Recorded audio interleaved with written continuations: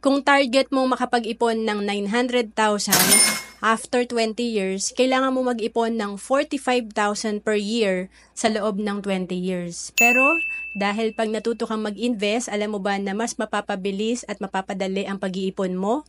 Halimbawa, nag-invest ka sa Kaiser, na 7 years ka lang mag-iipon ng 45,000 per year at may projected fund ka na almost 900,000 after 20 years. And marami nagsisimula sa Kaiser kasi madalas naman pag wala tayong ipon, wala rin tayo ng tatlong ito. Ito yung investment, and of course, kailangan din natin ng healthcare at life insurance, lalo na kung breadwinner ka. And marami nagsisimula sa Kaiser kasi 3-in-1 na to na parang kape. And ang kagandahan dito, yung 45,000 per year na premium na 7 years mo lang babayaran ay pwede sa edad 10 years old hanggang 60 years old. To know more about Kaiser, message mo lang ako sa FB, Rohan Celis Capistrano.